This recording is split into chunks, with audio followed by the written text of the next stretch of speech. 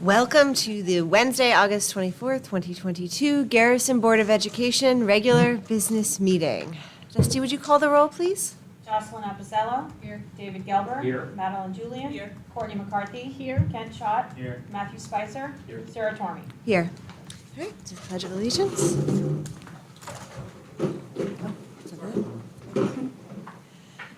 Pledge allegiance to the flag of the United States of America and to the republic for which it stands, one nation, under God, indivisible, with liberty and justice for all. Great.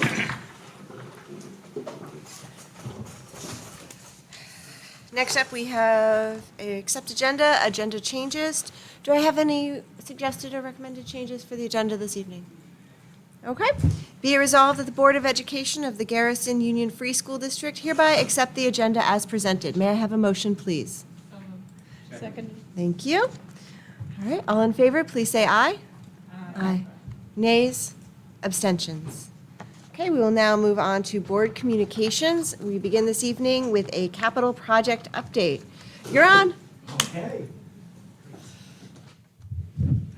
All right, good evening. I'm not sure if it's working. It's on. It is on? Okay, good. So good to see you guys. It's been an exciting summer. We've got a lot of work in progress, a lot of work got accomplished, and we're gearing up for the end of the summer and the beginning of the school year. So go ahead, Dusty. We'll start with the slides. So things that have happened this summer, I guess the last time we met was in June. Was that? That was a while ago. There's been a lot taking place. This entire middle school area's flooring was done. All the flooring throughout the entire building is now complete, with the exception of the classroom, the library space, which is happening right now. But all the corridor flooring is done, and all the classroom and teaching spaces are done with the exception of the library. Mechanical improvements are complete except the building management system, the control system, which is underway right now. And you guys can correct me if there's anything I'm missing, because I've not been out here myself personally all summer. I've had Dan Baker from Calgy Construction has been managing the job on a daily basis, and I've been overseeing the change orders and the fun things like payment applications and stuff like that. But Dan's been here day to day. So I come out about once every other week, which is my habit. So mechanical systems are done. The casework, which is the built-in cabinetry, is complete in all the spaces. The new main office is now done. So you didn't see that on your way in. You can check it out as you head out tonight. The site renovations are complete. There's still some cleanup to be done, some reparations. Sounds like a war. It does feel like that sometimes. There's restoration happening in areas where there's trailers and other things that have to happen, and that's going to be ongoing. That's going to take a while for the seed and everything to settle in, but they're going to have that all done and cleared out, I expect, before school begins, but there'll still be patches that have to get settled in over time. But the fence is done, and the field was completed in the springtime. And so there may be some restoration work related to the field area as well. The cafeteria is complete in terms of the wall and floor finishes. The IT room, the faculty room renovations are also complete as of now.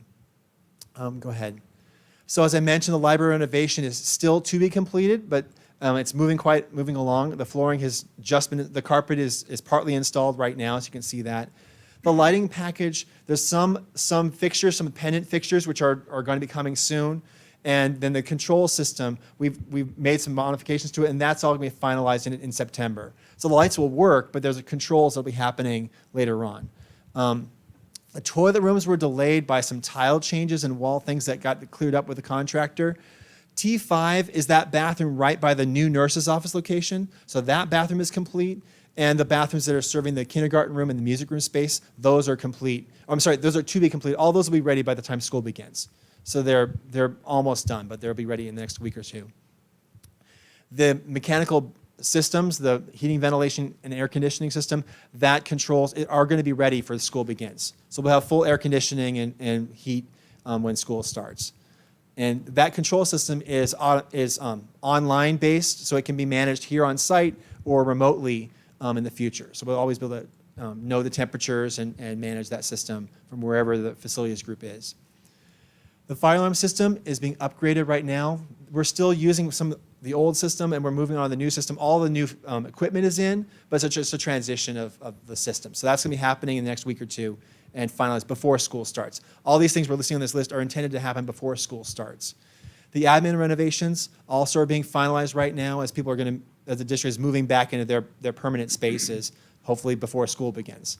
And then the wheelchair lift is operational, but it's not yet completed. There's some final testing to be done on that. That may actually lag. We're not sure if that's going to be finalized before school begins. It works right now, but there's an inspection that has to happen, a certification that has to happen before we can really use that and turn it over to the district. So it's functional, but it may not be fully usable until early in September. If we had an emergency, we could definitely make it work. But right now, it seems like that might be in early September. So not ready for the start of school. So unfortunately, there have been a number of issues that have delayed us. The main entry storefront is a supply chain issue. There's a couple pieces on that were delayed through the summer. They may be here in time for the start of school, but then there's a glazing product which also is not available. So right now, if you go in the main office, you'll see that storefront inside the vestibule, inside. There's a new security vestibule, and the outside entry is not yet complete. So by the time school begins, that entry may be constructed, but the glass won't be in it. So there's going to be a temporary wall right now is the plan that's going to prevent us from accessing that so kids don't get in that little zone or anybody gets in that zone and has an issue. So it'll be walled off probably for the start of school, but all that should be ready in September. So that's unfortunate. It really been really nice to open school with that new entry, but right now it does not look like that's going to happen. The stage lighting actually should be done, and even if it's not done, the stage is fully available. So come the start of school, they'll be done with all the work on the stage. The lighting system has its own controls, and that may be the only thing lagging. The control system may not be finalized and turned over to the district until the start of school. Again, if there's anything I'm sort of misstating, let me know. You're on. Okay, great. So doors and hardware have been a lingering issue. As you may recall, we had a change order before to accelerate it. Well, that whole thing fell through in terms of the general contractor and their vendor. Basically, it didn't work out, and we're looking for alternate ways. And we still don't have a real good solution, but they submitted an alternate manufacturer, and right now the time frame for final doors and hardware could be December, could be January. And we don't even know exactly when it's going to happen at this point. So it's been a real disappointing situation. Right now, we have temporary doors and temporary hardware that they've guaranteed us they're going to maintain, and they're going to basically meet all of our egress and security requirements for it. But it's an ongoing battle as we use those systems. They're not the final hardware, so it's going to be something they're going to have to stay on top of. And there may be costs for the district if they're not responsive enough, to fix something, because we need to make sure the building is secure. So that's kind of it's been an ongoing issue with this general contractor, which we can speak to at greater length, but it's been challenging to get them to finalize things that they've committed to a year and a half. This doors and hardware was submitted over a year ago and wasn't ordered until earlier this year. It could have been, there's a whole series of issues there. But now that we're coming to the start of school, we'll have functional doors, but it's not going to be the pretty picture we were all hoping, unfortunately. Rubber stair treads, that was delayed as a material. That they just didn't get it on time. Any update on that? Right now, we don't expect they're going to have that for the start of school. Now, there's some of the stairwells are not going to be done. They have some, but probably the one in this hallway will be the way that you saw it when you came in. Yeah, you noticed that when you came up. It's just the concrete's what's there. So it'll be safe, but the rubber treads have the durability and better feel, and it's a nicer finish. The T1, T2 toilet rooms are the ones with the tile issues. Those are the multi-student toilets that are by the admin area, and those are not going to be available for the very first week or two of school. There was some tile mix-up with the wall construction. We had to unfortunately reject the way they initially constructed it because they didn't follow the specifications, and they had to rebuild the whole section. So they're doing it, but it's delayed things by about 2 or 3 weeks in the completion of those toilet rooms. And then the punch list work. The punch list is when the architect and the engineers go through all the spaces and they identify issues with it. That has not happened on the newest round of renovations. So they're cleaning up the spaces over the next week. The punch list is being scheduled with the architect engineer, hopefully the next week and a half, 2 weeks. So when that punch list happens, there'll be a series of touch-ups which are going to be going on after hours into the fall. And that's normal, but it's it's been a little bit of a rougher stop here, end of the project than we were hoping. We were hoping to do that punch list work right now, but there's going to be things that are finalized in the next week or two that will be cleaned up as the school, during September. We're hoping that all these items, with the exception of the doors and hardware, will be completed in the month of September. So come October, we should be done with most of that issue and just wrapping up the project with the exception of the doors. Before we move on, any questions about the completion of items or where we are with the project? Go ahead. Phone system? I don't know if this is you. I have more Okay, update great. on the phone system. Don't mean to So- jump over it then. Yeah, so the phone system is in the process of being installed. Most likely, we're going to have a lot of handsets installed early next week. And we're working on the coordination of the handoff from the one phone provider to a different one in order to port the lines in. And depending upon how that goes, we may start up on the old phone system or the new one might be ready. But either way, we're going to be ready for the start of school with phones. I have a question as well. I'm less concerned about the doors. I think we've known about that for a while, and also we have safe doors, and we'll make that work. The bathrooms, not having the multi-use bathrooms, this is less a question for you, and what's the plan? Like, where are kids going to physically, are you sending them up to the middle school? How are we coordinating? Yeah, well, the two bathrooms are located in the elementary school wing. And keep in mind that we created two new bathrooms and actually a third bathroom in the nurse's office. So those bathrooms never existed, and the students will have access to three bathrooms, brand new, functional. And then we have all the classroom bathrooms. I believe there are 5, Joe, correct me if I'm wrong.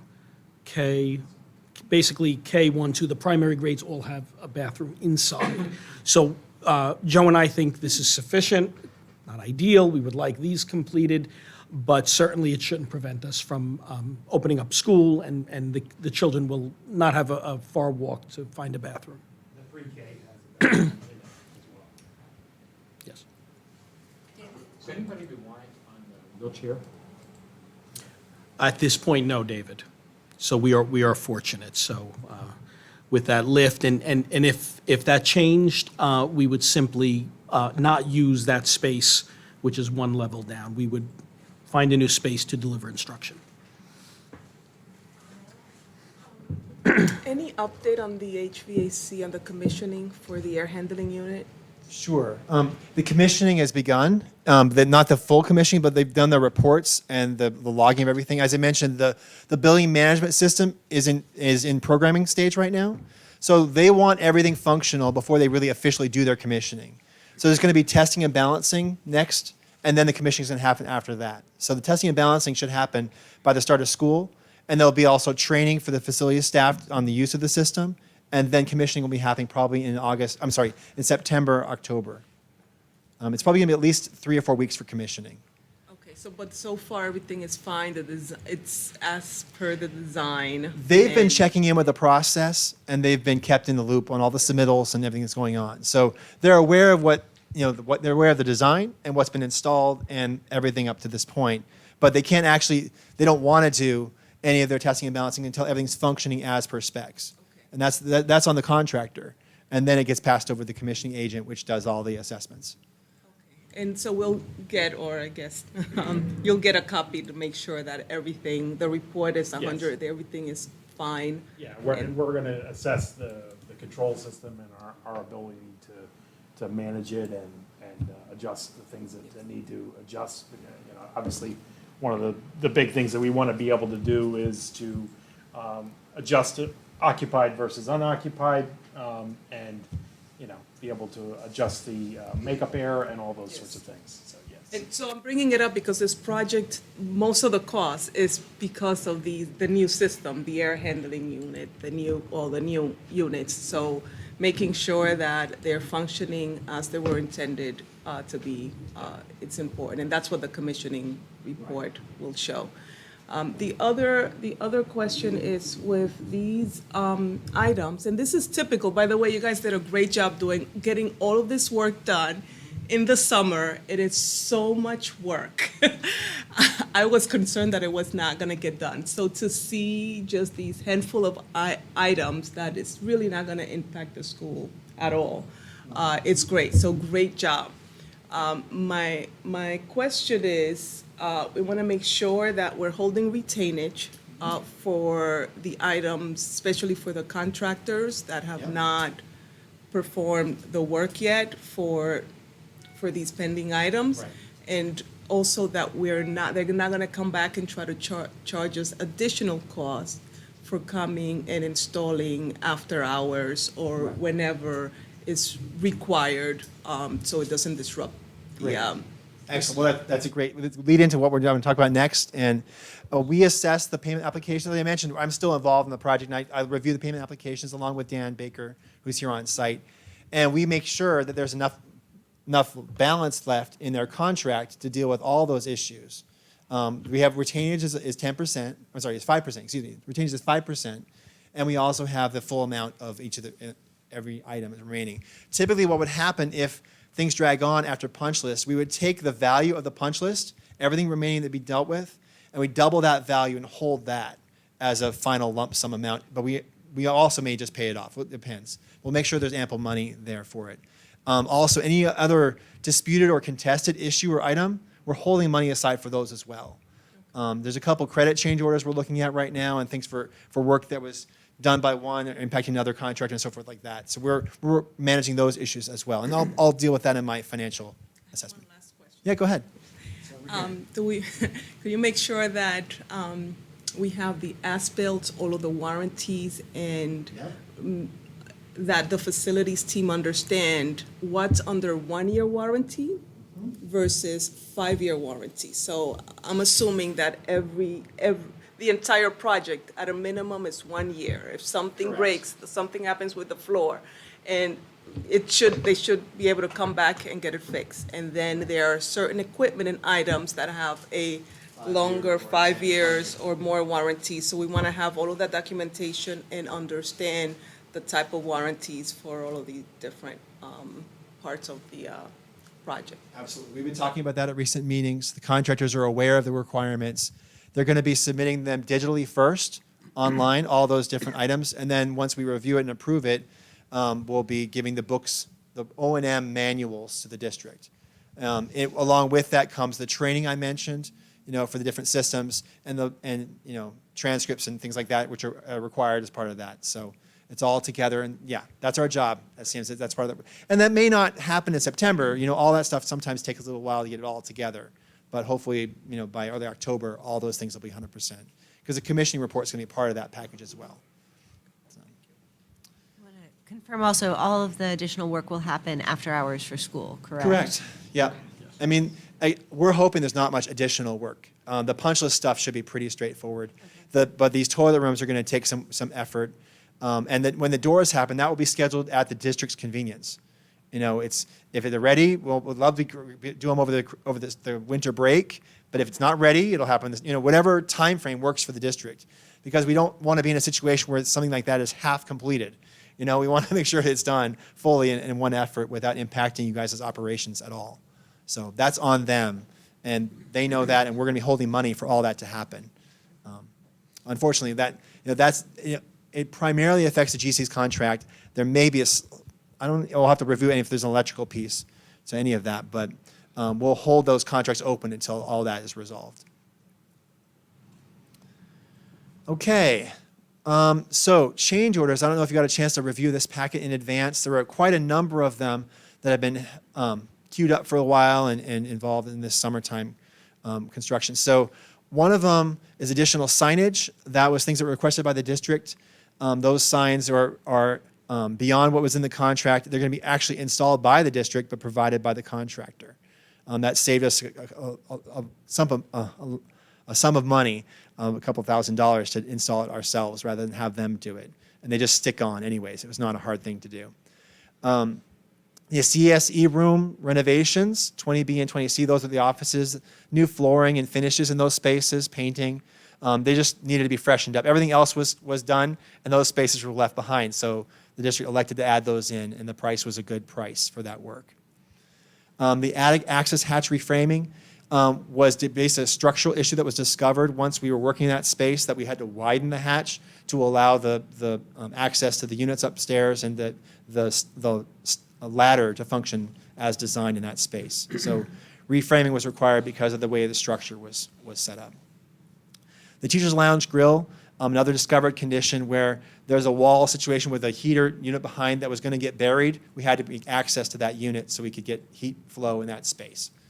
The gutter and downspout revision is a design change. The condition along the gym really warranted based on the number of drains, the addition of an additional downspout and reconfiguration of the gutters for drainage. So we had to revise that, and that was a design revision that we actually, it was identified last year, but they didn't finalize all the paperwork until over the summer. The vestibule V7 soffit painting, a lingering issue related to that. As we walk through today, there was a soffit at that entrance at the end of that corridor. There's a little vestibule there for energy and for access. So that was revised because it was in poor shape. And this is just another piece of that for some reason the contractor did not include in the initial price. So this is sort of a carry-on to the prior price for that space. Go ahead. The air handling unit 3, existing fresh air louver replacement. The existing louvers were not configured for the new system. They didn't provide adequate air, so we had to replace the louvers. Again, Bertucci, these are mechanical changes, these next 3, and they gave us a price to replace and reconfigure that system for the new system. The removal of the split system in the library, that was from last year. These next 2 happened last summer, and for some reason Bertucci did not actually submit them until they got up to it this summer. So they're closing out the job on their own bookkeeping, and they said, oh, these things are out there. This work was done, and they were supposed to have given it to us last year, but they didn't give it to us until the summertime. So the existing split system was in the library on the wall. It wasn't shown in the documents to be removed, and this is the cost it took to remove and demolish that system. And similarly, this patched fin tube and recessed wall, that was right outside the main office. It was not shown in the plans. It wasn't seen until the wall finishes were dealt with and had to go. So that was work that was done last summer by Bertucci. The next one, miscellaneous electrical classroom repairs phase 2. This is a whole slew of outlets and additional work that Hudson Valley did in admin spaces and classroom spaces, reconfiguring and replacing outlet covers, updating outlets that were old, replacing conduit which was bad. So they've been doing a lot of T&M work for us to clean up all the spaces. And this is very similar to a change order we did in the first phase in the other classrooms, where Hudson Valley has been very proactive generally on the project to get those things done. And they did that for a fair price for us. We kept tickets on that work, and we have all the backup on what they did. Surface mount kits for corridor C91. This is that corridor right down here that accesses, most of you probably didn't even know there's a corridor there, but this courtyard has a secondary egress corridor off of it. And that space, the lighting was called to be recessed lighting, but recessed lighting doesn't work in that space. There wasn't space for it, and the ceiling wasn't configured for it. So we had to switch that to a different type of fixture. So that's the cost for the replacement fixtures. Unfortunately, the other fixtures had already been purchased, so I believe you guys have those as stock. So you have these extra fixtures that work in other ceilings that just will not work in those ceilings. And the last item is cafeteria piping relocation and roof drain credit. The cafeteria piping location is there's a duct in the wall, 2 duct openings. They're actually air transfer openings between the cafeteria and the space behind, which used to be a boiler room and now is a storage space primarily. And due to the height of those openings, it's in conflict with a whole series of piping and electrical conduits that had to be relocated to make that opening work. So this was the cost to reroute all those pipes so that opening could happen. There's some credit back. This would have been higher, but Madeline noticed that we had double dipped with the contractor. We didn't realize it on a roof drain charge with the plumber from the last time. They had charged us overhead and profit on the overall and also charged it in their contractor inside their subcontractors fees as well. So we didn't catch it. Madeline saw it, and that saved us a couple $1,000s there. So that's the last of those. You're welcome. So this is a rough breakdown of the costs. So it's about, owner requested is the largest item, and then field conditions is a secondary item. About a quarter of the issues come from architect-initiated changes, whether they're design improvements or things that were caught, like that drain thing is an architect-initiated change that could have been done in the design process, which was discovered, but it wasn't really a discovered condition. It was a design change. So that, in the owner requested items, which is about a third, are things like improvements to the library, additional improvements to the classrooms. We've gotten a lot of value for that money, and the renovations to the CSE and number of improvements have been part of that. So all the blue represents basically the design, the project team, in conjunction with the district, identifying issues that were of value to you and getting those things done in the course of the project along the way. The orange stuff is stuff we had to do. That's where the abatement comes in. That's where all these sort of things that we didn't really want to do are in the orange one. But the blue is things you wanted to have happen. Gray are things that were necessary to make the project work. And the overall money picture. So here we are. We're probably about 85 to 90% complete with the project work in terms of the actual work completed in the field. Those remaining items are pretty small, and we're getting close to punch list stage on almost every aspect of the project. The contract payments here, so the original contract on the left, I know it's been a while since we've seen these numbers. So the original bids came in, and the original contract was $6 million. As of right now, we've approved, including what you just saw, the ones we just submitted to you, $600,000 of change orders. So roughly almost 10% of change orders over the original contract amount to make a total contract of $6.7 million. The payments which have been made to the contractors are about $5 million. So we're at about 76% of the overall contract has been paid to them to date. So we have about 25% remaining, or $1.6 million remaining overall. And you can see each of the contractors are basically keeping pace with it. The plumber is the furthest behind just because they have a bunch of things they're doing right now. They haven't completed the toilet rooms yet, and they haven't completed the sump pump, which is going to be happening in the next couple of days. I think there'll be a shutdown for that. I don't know when the teachers are coming back, but Monday, Tuesday is a shutdown, right? Yeah, and the teachers are back. So that's too, over the course of this, the district has also brought in people to inspect the plumbing piping lines, to clear them out. There's a lot of sort of behind-the-scenes stuff beyond the contract to make sure all the systems are brought up to snuff in the whole building. So this sump pump is part of that. Those are old systems in project to be replaced, and that's going to means that now we have new plumbing, new piping in a lot of places, and a new pump system. So it's going to be a pretty good situation. So any questions before we move on from this slide? Yeah. 10% change order par for the course on these kind of contracts? It depends how it's configured. There is no allowance built in for any of these things. So yes, that's par for the course. And we'll talk about, next slide has contingency, overall contingency. So we'll look at that. We're overall in the project in a good place in terms of contingency. But yes, that's when we do budgets, typically 10% is what we would hold as likely change orders on a project like this. So we're right there.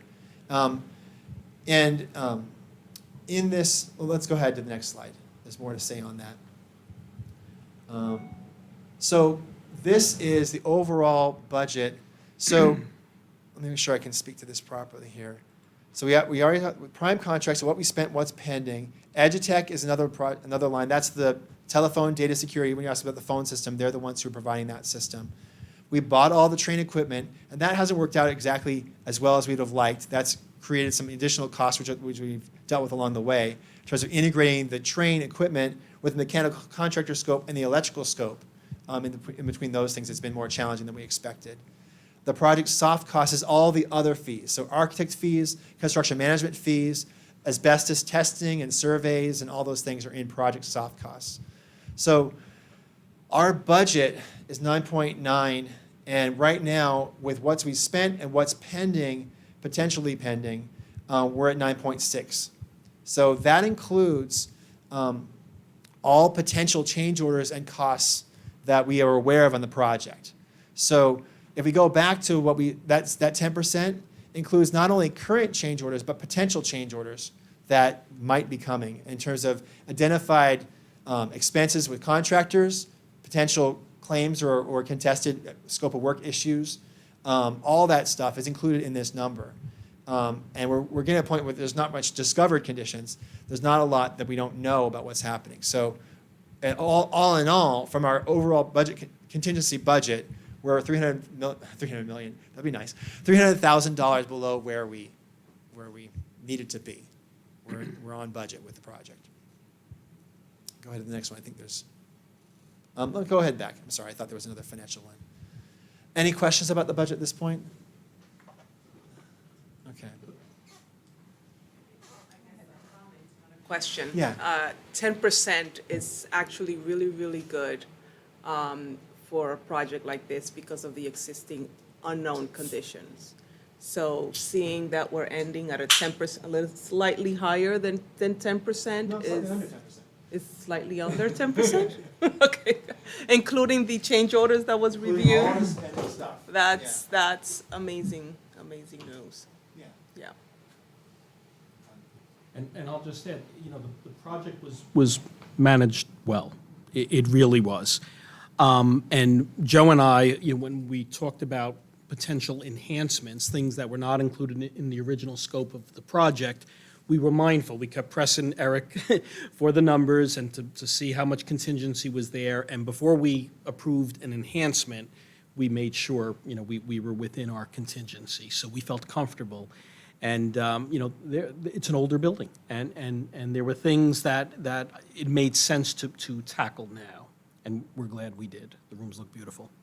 So a third of the 10% is added scope, right? That it just, so that's where, okay, Yeah, so it's things even like the- lower than 10%. Yeah, well, Okay. right, but I think as a team, the district's been very proactive and involved in the whole process to make sure that each piece of it was being done in a way that was serving the district. And we elected to do things we didn't have to do because we knew we had the money, and there's no better time to deal with, you know, the flooring issues or roof issues. We did additional roof scope of work. We did repairs. Well, actually, that's beyond these numbers. But I did include that in the soft costs. I put it in there. So we accomplished some additional roof work, and all that stuff was done, you know, along the way because everyone's on top of it. Because Joe and Carl and Allison are all involved in the day-to-day operations. So it's been good. I have a follow-up question on that. Yeah. Would now, in this point in the process, be a good time to explore what we wish to do with the 300,000? That's a question Joe, start looking, you know, talking to our legal team as to what we could address with that money in terms of additional roofing, should that be needed? Or do we need to wait a little further to see how much more comes up? We have to wait a little bit. But- We have to wait a little bit. There's a number of bills for some of the items for the learning commons, and there's whiteboards and some other things that are going to be installed, and we want to have all that stuff shake out. And then if there's still something left, if the authorization is broad enough, there's potential to do some more things. As far as the roofing, I think that we have identified most of the things that we can fit within the scope.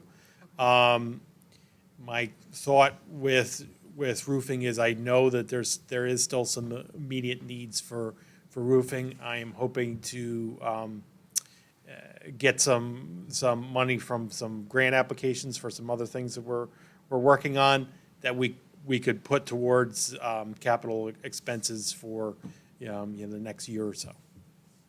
So that's the plan with that. If we clear a lot of money from FEMA, it would go into the capital reserve and we'd spend it right out of it to do roofing is where we're at. And we have applied for a grant to do the water heaters with that 90,000 grant from SCUFIS. We have applied to do the water heaters for that because it'll fit in that grant. So that would be good because then that's funded at 90%. So we'd only need to spend $10,000 to get, $90,000 worth of product. So that's the plan. Okay. All right. Any other questions? Okay. You can always ask one later on if there's something comes up.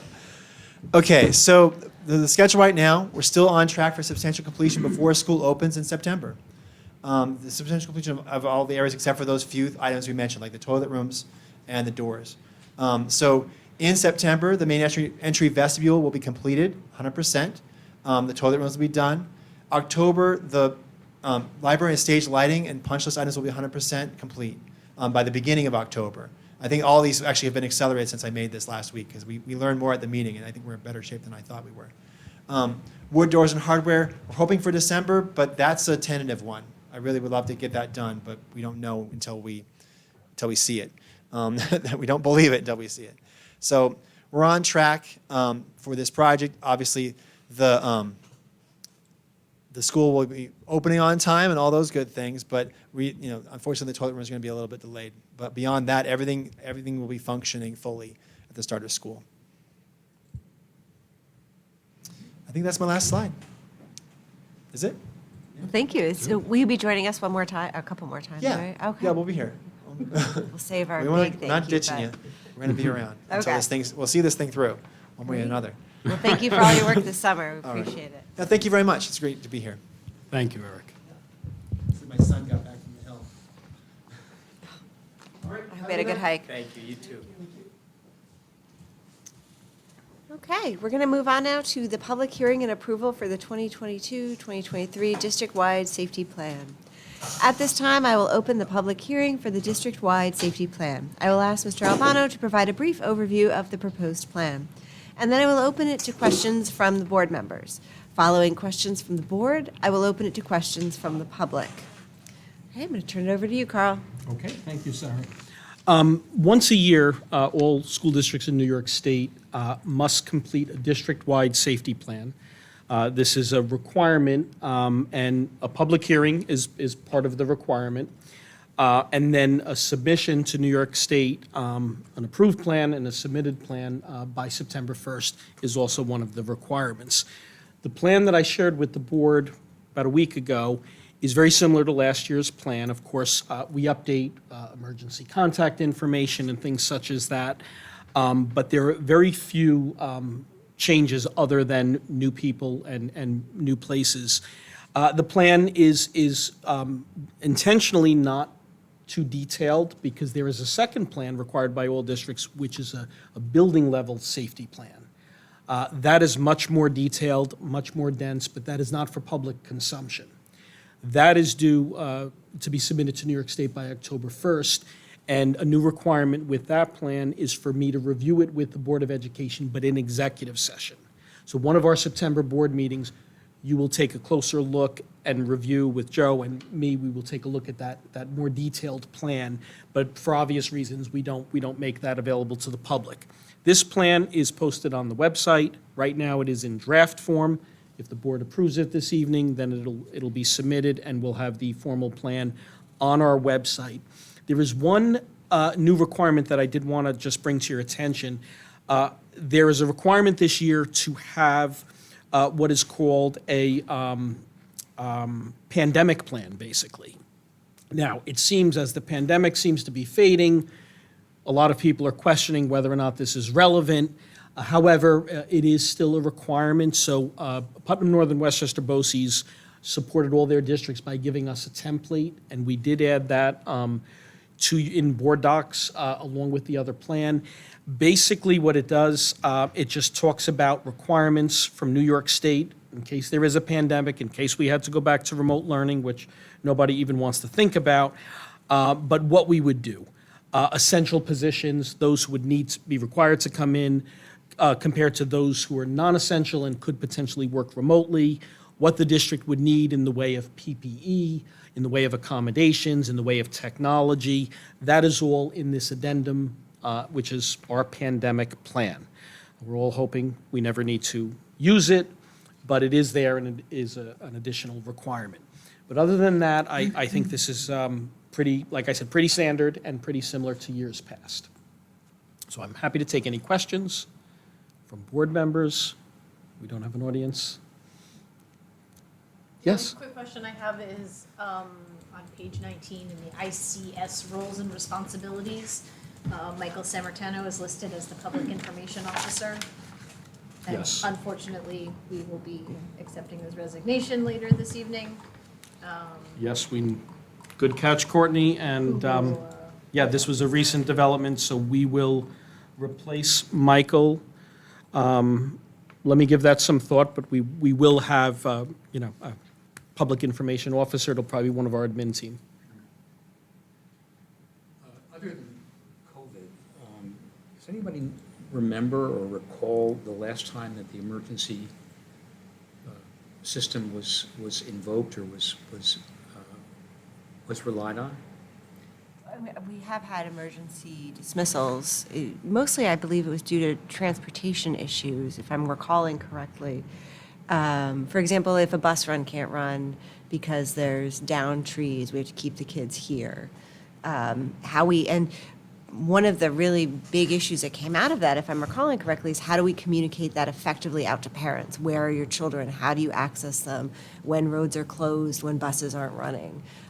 Is it text? Is it email? Do parents, you don't check your email to get that. So I do think the information officer is a key part of that. That's the one I recall in recent memory, and I think that's why I think reviewing this is key, but also just keeping in mind the real practical components of these plans for emergencies like that. And we are, on the communication side, and it does outline our communications in various emergency situations. Michael has left us in a good position with Parent Square. We have that new platform. It's very efficient. It can reach parents in a variety of ways in emergency situations. So we feel like we're in a good place. Again, it's a little difficult losing our Director of Technology, but we will make sure we have this all covered.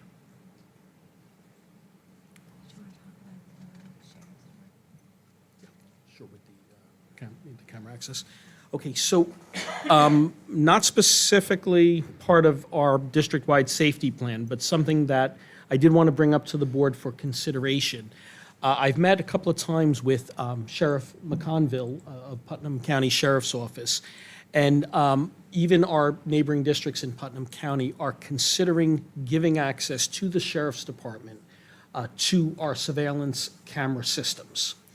As you know, with this project, we've dramatically improved our surveillance cameras.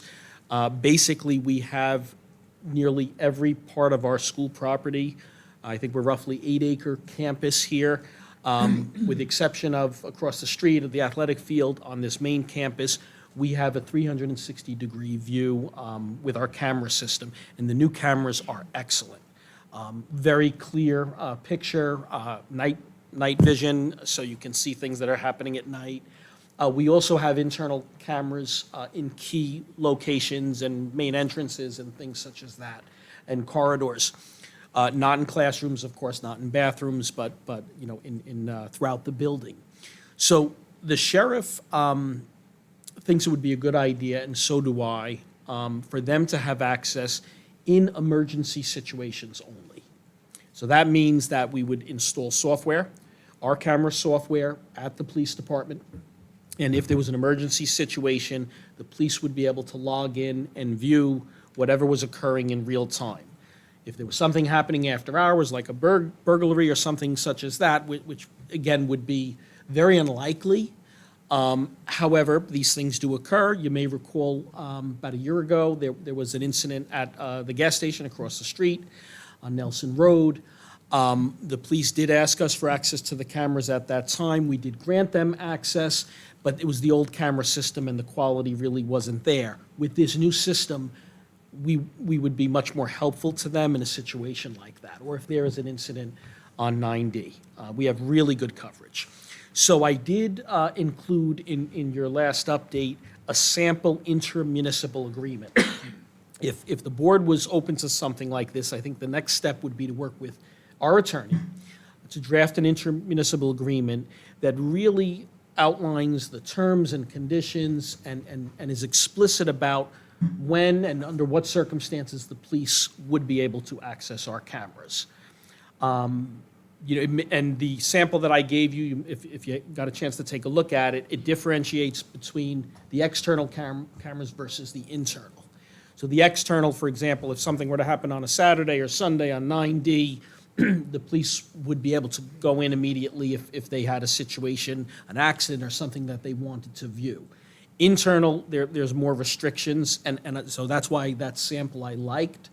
But of course, if I didn't go forward and develop an intermunicipal agreement with Chris Lanchanton because I wanted to make sure our board was comfortable moving in this direction. So I will open it up for questions or comments from the board on this topic. Seems like when the 90 situation happened at the Gulf, the problem wasn't that we didn't have an agreement. The problem was that our cameras weren't as good. So Yes. it seems to me like we had a good protocol in place. When they requested information, we were able to give it to them. It was just poor quality. Yeah. So now we're going to have good quality. So I wonder why we don't just continue the previous protocol, which is provide them with footage when they request it. Yeah. And that was an interesting situation. I think, my recollection is maybe it was on a Saturday. So I think we needed to come into the school building and meet with them here on site. We wanted to be helpful to the police, and of course, it was a concern for us that there was an incident nearby the school. But it wasn't the most convenient situation. They could have moved much more swiftly had they had access from the police department. Yeah, well, and again, that's why, we're discussing it here at a public meeting because, there could be potential privacy concerns.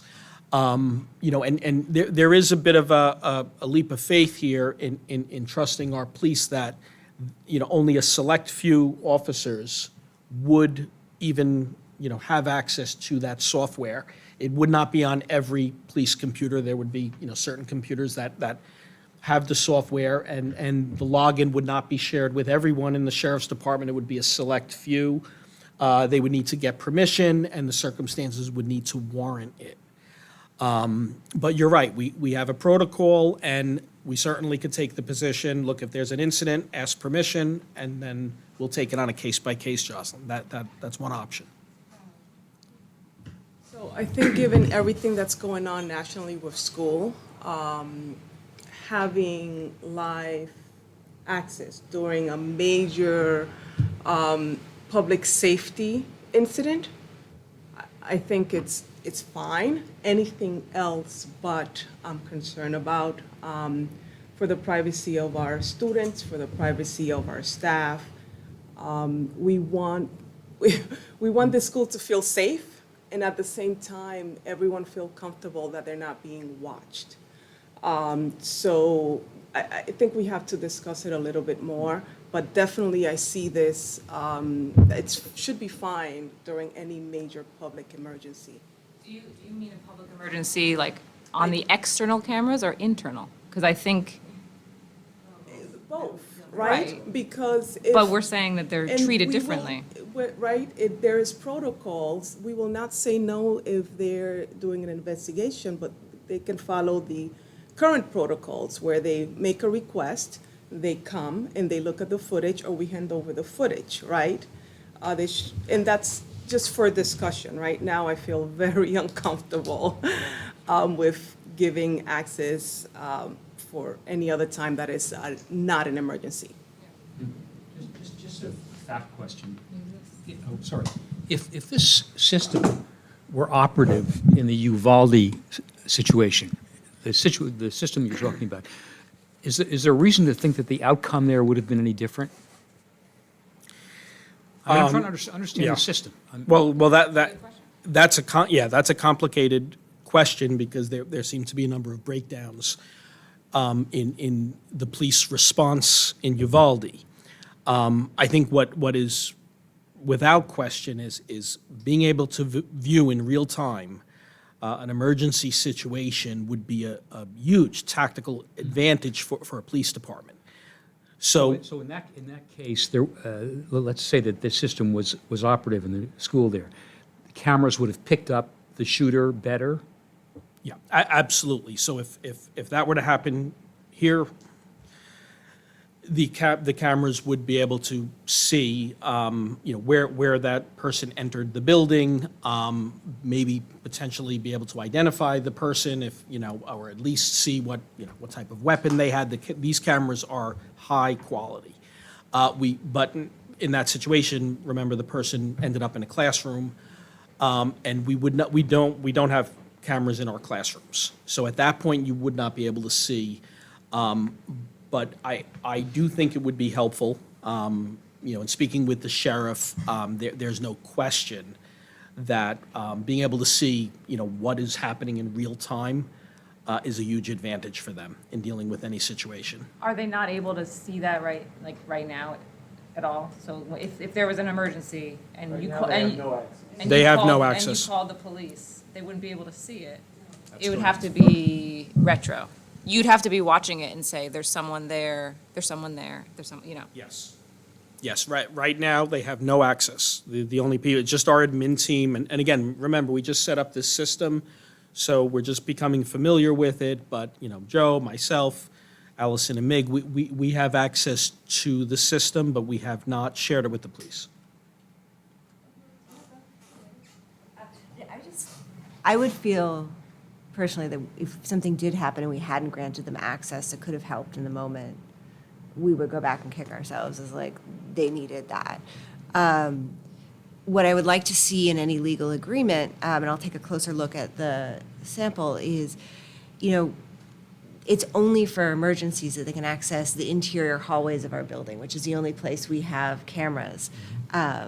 It could never be used for discipline, anything that happens within the school that is sort of the nature of kids sometimes acting out or they get in trouble. That is completely removed from the purview What of that. constitutes an emergency? So for example, if there's a kid misbehaving and it's not an emergency, but what is it, obviously this legal agreement will spell out exactly what it is? Because it didn't seem like it did, the one that I saw, what an emergency is. I think anything that would put you into lockdown would be, where you have to lock down the school. You can't let people in. You feel there's an intruder. Some physical The threat. thing that's more likely here is a wild animal. Yeah. That's the way you would work. Yeah. I think that definition needs to be in the agreement, right? And also, we should have some sort of record of when it's being accessed live. We have a record who That- accesses the system whenever now, Yes. And who is, right, yes. Yes, that we would know. So that is one, thing, as far as accountability, periodically, the district can review, who is logging in, who is accessing it. So if we thought there was some kind of abuse, we could, cancel and make sure, and Chris Lanchanton always has, a clause in every agreement that the district retains the right to, to terminate the agreement. So if we thought there was some kind of abuse, we have that control. So just to be clear, we're considering only providing access during major public safety emergencies. Right now, I think we're really considering drawing up an agreement to possibly give them the access. And so I really want to see what the wording of the agreement is. Yeah, and it needs to, we need to look. They don't, in the emergency, Yeah. they don't need our permission in real Yes, time. it's an So that does emergency. give them the agency to define it as an emergency. Yes. They don't need, it sounds like they don't need us to define the emergency. But they Right. probably likely hear from us. Right. that There's this an is emergency, yeah. Yeah. Well, there would be a 911 call. I think, so I think I'm hearing consensus from the board at least to move forward and draft an agreement for you to look at and review further. Yeah, and then I think there's a difference between live and retroactive. So I think live emergency review or access into the system for emergencies, I'm with Sarah, that's a no-brainer. That is absolutely something we have to do. Reviewing footage, I think, needs to be addressed in the agreement as well, though, because I do think we need to grant permission to review incidents. That's not something they should be able to go in and do without our purview. But they could not unilaterally decide that there was an emergency at Gus, right? How would they even know about it? Well, if they have access, though, they can look anytime. They can look anytime.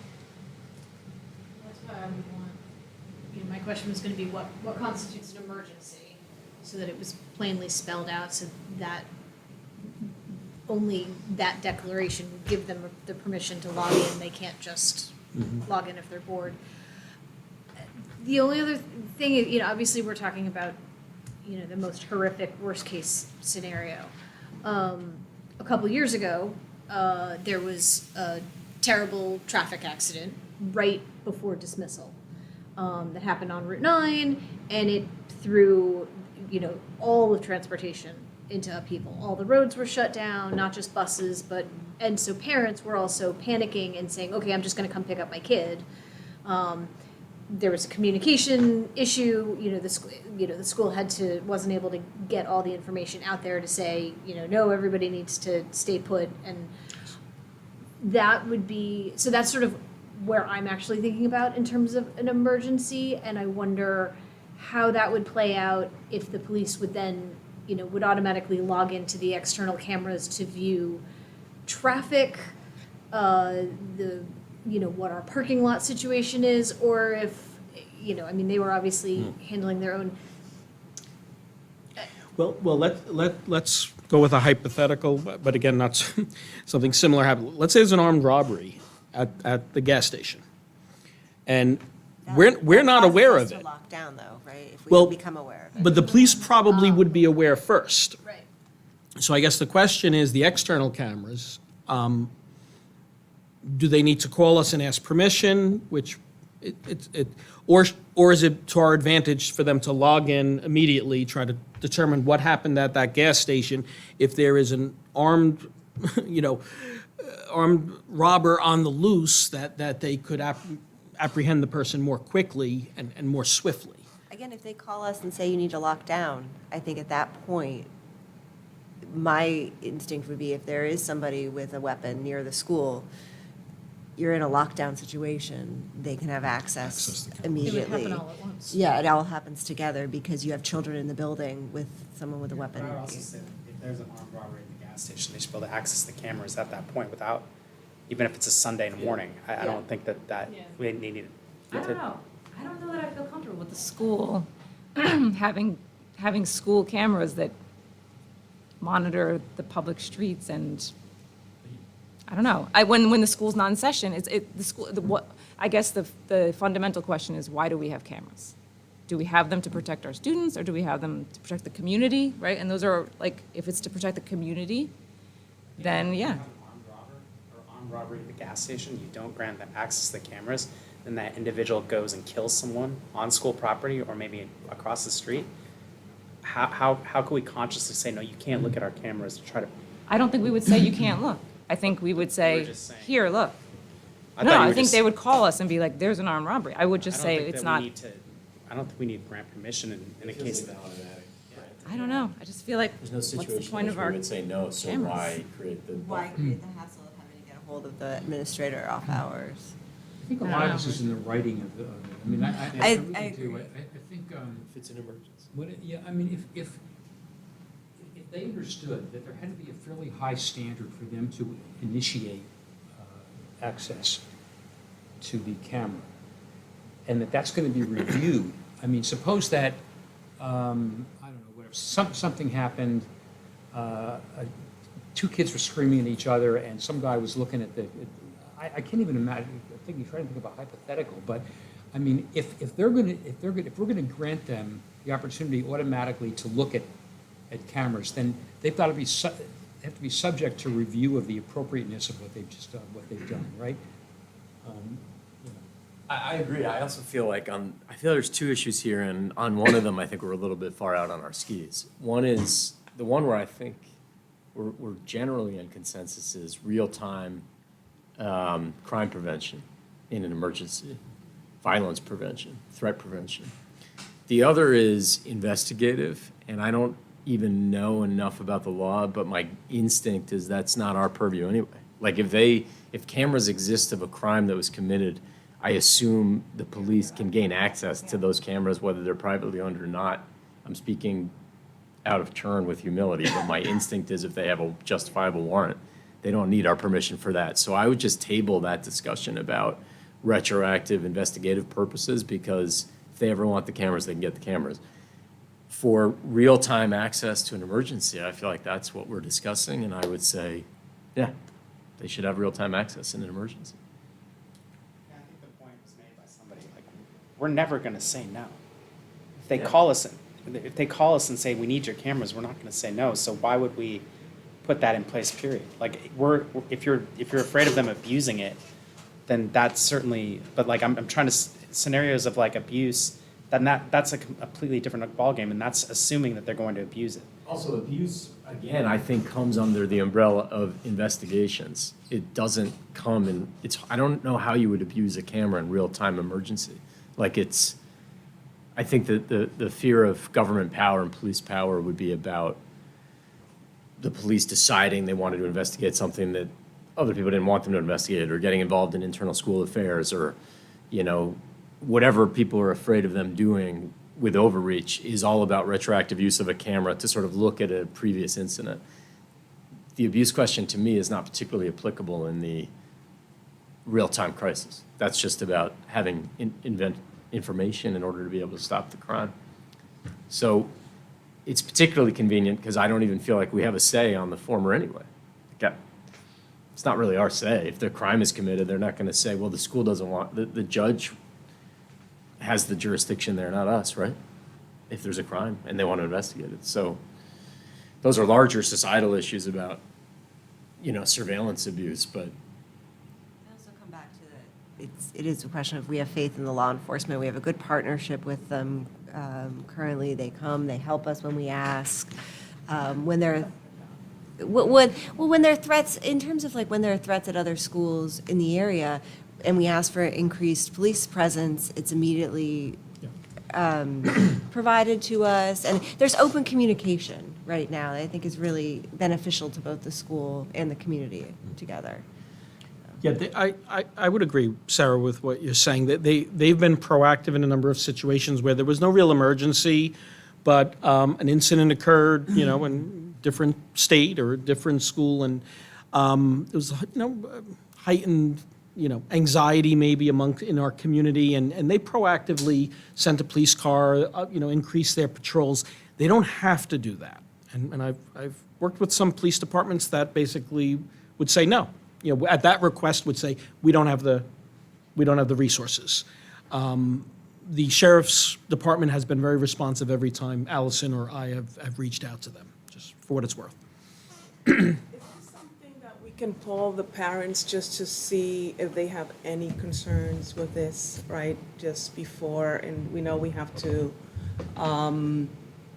do a draft of the agreement, and we're all in agreement in a major emergency situation. Yes, a live camera is helpful. Is anything else after non-emergency? It'll be good to hear from the parents to make sure there are no concerns. It's going to take us a couple meetings to do this. I would suggest people with questions, concerns, to come to a board meeting and use that as the forum for it, so we keep the discussion in public for everyone to see. I think related to your point, Madeline, is does anyone sending their kids here know that there's there's constant surveillance of their children? So I think so this is a bigger thing for us as a district to communicate and make sure that parents know that we have a new cool camera system that's watching everything. And that's fine. Most people will be fine with it. But just telling them, I don't think most people know.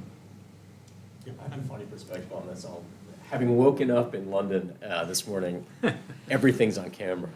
And I was actually having a conversation coincidentally yesterday in the Underground about American versus British culture and the American discomfort with surveillance and the British comfort with surveillance. Both societies are pretty libertarian relative to like the planet, but there is a difference there. The Brits are more trusting, generalizing here about entire countries, of the system using the cameras appropriately, having constant footage without using it inappropriately once they have it. It feels like America's less trusting that it will be used appropriately and therefore is resistant to having the cameras in the first place.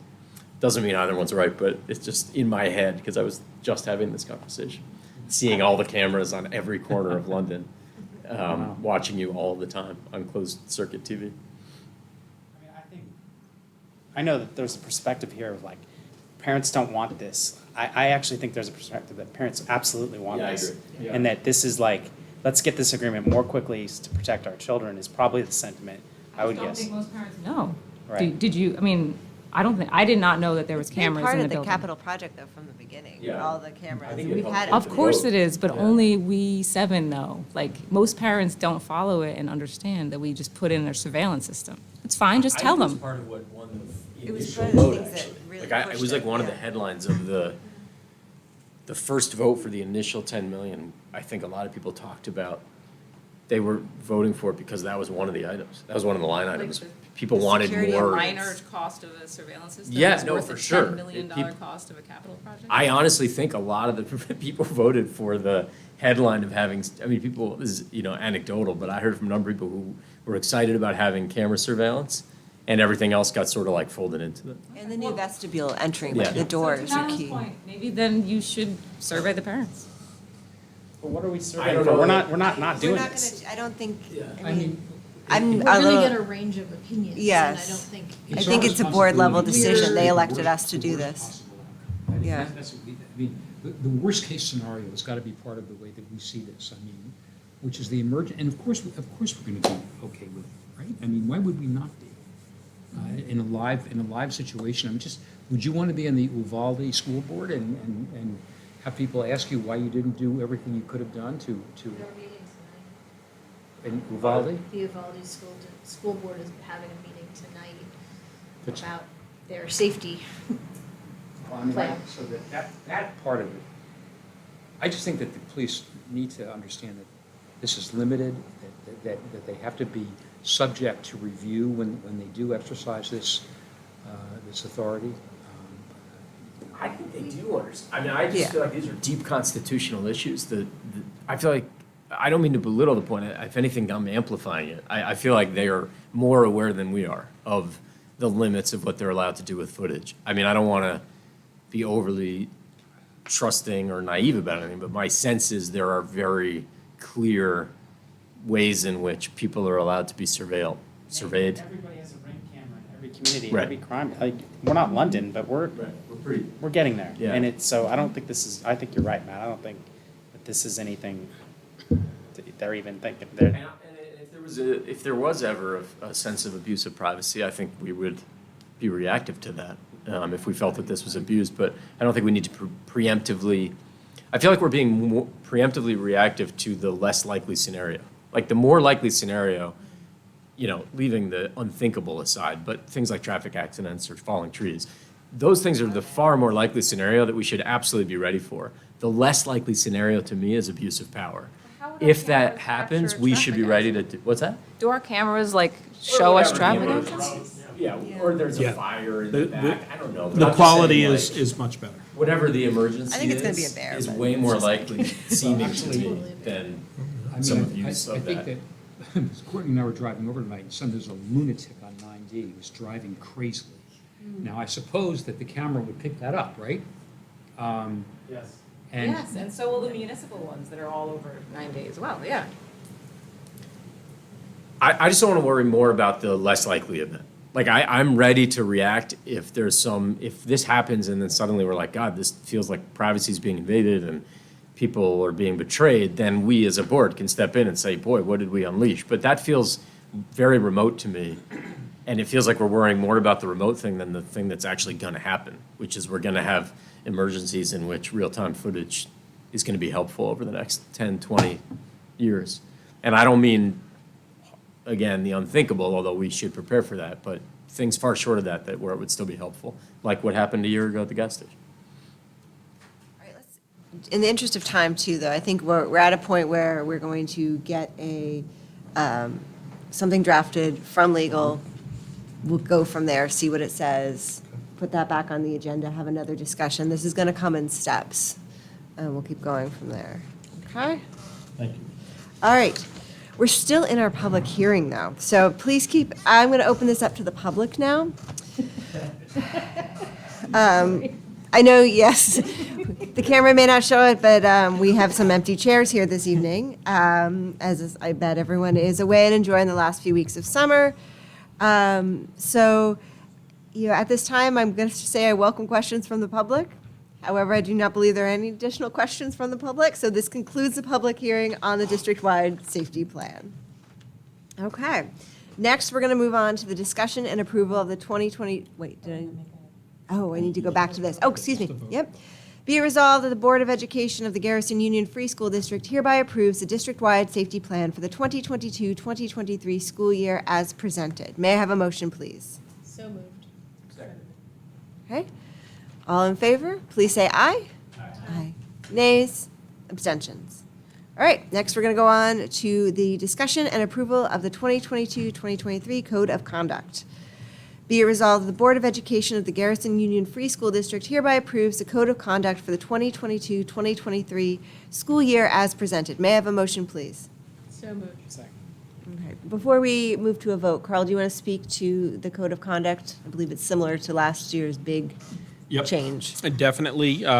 Principal Amig worked on this with input from faculty, from parents.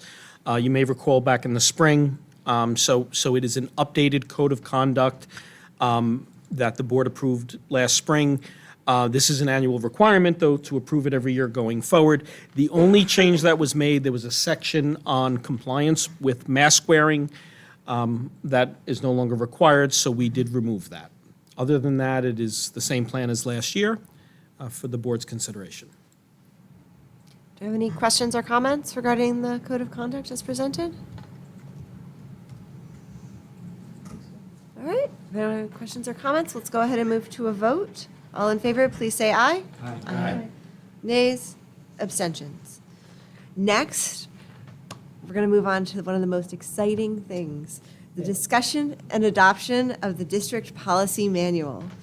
Contain yourself. I'm Sarah. trying really hard here. Be it resolved that the Board of Education of the Garrison Union Free School District, upon the recommendation of Courtney McCarthy, Policy Committee Chair, hereby adopts the revised district policy manual as presented. May I have a motion, please? So moved. Seconded. Woohoo! All right, Courtney, you want to speak to this at all? Anybody have questions? Did you read it? It's exciting. I think everybody's heard from both of us, but we have been working on this for years, and it's finally here. It's very exciting. The last full update was 2012, I think, is what the binder said. No, it's 2001, most of them. Before the, oh, there was Most of it some was that 01. Okay, well, there we go. So a little overdue. But I'm sure you guys have all, read it multiple times, all 575 pages. David, what was your favorite part? Well, I can't reveal that in public, and I'll tell you in private. Oh, Is this what you read on the plane, Matt? On your flight back? I'm just gonna read for Both jet ways. lag. But any questions, any comments? Will it be published online, Dusty? It will. So once the adoption takes place tonight, then I'll send the information, the notification to Erie One, and then they'll take it from there and work in conjunction with Board Docs to publish it. It'll be published on Board Docs. So anyone, if you have a question about, any of our policies for the district, you can just go on Board Docs and look it up. Anyone in the public could find out what is our powers and duties of the board, or what are some other exciting ones in here. I'd love to I think it'd be great if we could let the public know. It doesn't have to be its own communication, but maybe in one of your welcome back letters, when it's up, whenever that happens, is maybe to make people aware that A, it's been revised, and B, that it is now all available online, because this has never happened before. Corey, why don't you tell us what you think the most important updates are? Well, a couple of them, what a few of them. Oh, I actually don't have a folder with me. Normally, I could do that. Hang on. I mean, I'll let No, you, go ahead. while No, you're you go thinking ahead, about that, 'cause, we've done a lot of the bigger ones throughout. So we did Yeah. update, like, for example, the Code of Conduct itself is also linked to the policy manual, and that had a major overhaul into how we approach discipline, basically. That was an exciting one. Special education was overhauled. I'm trying to think of, like, some of the other. Wellness. Wellness was a big Title one. Yep, the Title IX one was, I'm trying to go through. We also, Legally required changes that we did. I mean, despite the fact that it is 575 pages, we streamlined a lot. Yes. We took out a lot of unnecessary language. We made sure that it was current with the world today. Making sure that there was no, elements of even inadvertent discrimination, That's a good gender point. biases. We also removed a lot of the, and Jocelyn, jump in here too, because you sat through all the meetings as well, the Garrison-specific policies that were somehow drafted in response to a particular situation that does not necessarily need to live in board policy, but can be something that we, the board considers or something. I'm trying to think of a good example of Yeah. a Garrison-specific one that we pulled. A lot of them were redundant too, or were either in the law or contradicted the law, in which case we don't have that type of authority, I'm sorry to say. So. And the references to horseless carriages were removed? Yes, but you can still have a miniature pony as a guide animal. That is a legal requirement. Just in case you were wondering. If you want any other odd facts, I can give them to you.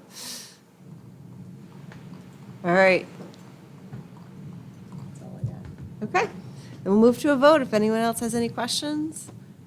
As you review it again a second time, if you are excited by something, let Courtney know. All right, all in favor? Please say aye. Aye. Aye. Nays, abstentions. Okay. All right, next we are going to go to the discussion and adoption of amended 2022-2023 board meeting schedule. Be it resolved that the Board of Education of the Garrison Union Free School District hereby adopts the 2022-2023 board meeting schedule as amended. Thank you. Okay. Dusty, do you want to speak to what, or Carl, the changes we made in the schedule? So I actually picked up a typo on the November meeting, so that was part of what we needed to correct. If you look on the October dates, most of the meetings take place on the first and third Wednesday of each month. Because Yom Kippur falls on the 5th of October, we shifted the meetings that month to the 2nd and 4th. In October.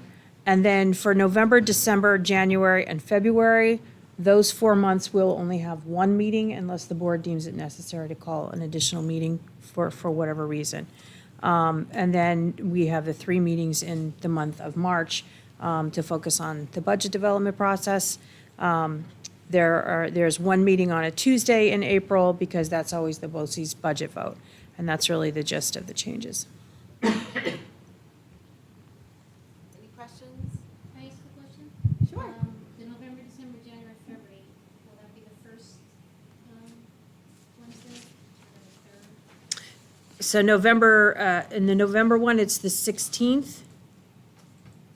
And I'll make sure you have a copy of that as well, Cecilia. This will be published to the website as well. Yes. All right. All in favor of the amended meeting schedule, please say aye. Aye. Nays, abstentions. Okay, next we have discussion and assignment of the 2022-2023 board committees and task force. So this evening, we will approve the charges. Dusty, just stop me if I'm wrong on any of this. And we're going to assign who will be serving on all these committees for this year and who will be the chair. I sent out a message to everybody a little while ago. We have the same board this year, so it's really looking at whether we want to keep the same assignments. I'm going to go through the committees one by one and So the just. charges, you don't necessarily have to reapprove. They've Oh. already been approved unless you were making any changes to them. Okay. Well, they're all listed there in your content, so you can look at them if you have any questions. Thank you, Dusty. So facilities, let's start there. I have Matt, Madeline, and David. Matt, are you interested in continuing to chair this, at least until we've completed this capital project? Yep. You guys up for serving on this another year? Okay. Policy, Courtney, Jocelyn, and myself. We still up for this? Okay. Planning, Jocelyn chairing, Kent and David. Are we still up for that? Okay. Next, we move to audit. I have myself, Kent, and Jocelyn on this. If anyone else wants to chair this one, just let me know. You want to do it? No. Okay. Got too excited there for a second. Audit so much, there's no way. Okay. Sorry, sir, can you repeat audit? It's me. I'm chairing it, Kent and Jocelyn. I really don't want to keep all the fun, though, because it is really great. Okay. All right. Moving on to finance. I've got Kent as the chair, myself, and Madeline. Okay. DEI, Jocelyn is the chair, Matt and Courtney. Want to keep with that? Anybody else? If you had an interest in joining or something that you didn't express before, just jump in. The NYSSBA rep, that is up for grabs.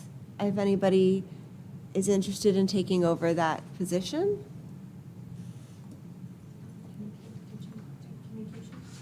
Oh, I didn't do communications. I'm sorry. That was not in my initial. Communications Task Force, which we established last year. David, you're chairing this. Remember? Which task force? Communications Task Force that we established last year. So it's you, Kent, and Courtney had been on it. Do you guys want to continue with that? That was the one we added sort of mid-year. If anyone else has an interest in joining communications? I feel like that's probably warrants a further discussion of what I know we have a charge, but in terms of what actually should be accomplished, especially given the change up with our director of technology, and I feel like a couple things should be settled with how things are being handled internally with the school, to then determine how we can best help Okay. with communications. Okay. Does that make sense? So you want to put the establishment of the task force on hold until we know what is going on with? And to be sure that we really need this. Okay. I would only say that I was thinking that we needed it because with the budget vote, Oh, yeah, we right. kind of like, we communicated well and could have done better. So it was just like a way of continuing to improve. And so that was the only reason I was like, well, why not just keep It may be a Keep good it idea. going, It like- may be a good idea. I don't know. But I'm not on it, so I hate to keep something going that is you know. Let's just hold till September and Okay. discuss this again in September, when a few more pieces have fallen into place. Okay. I would say too, if you review your charge for the task force, the plan was to have a comprehensive plan in place by June 30th. And I know that some things were delayed and kind of put off yet. Yeah. So We got a little it might just be revisiting it for a certain period of time. And I think some of the discussions that the board had before with the task force is that there is an ending point, because it's not a committee. All right, let's circle back to that one then. I'm going to go back to NYSSBA. Is anybody excited about NYSSBA rep?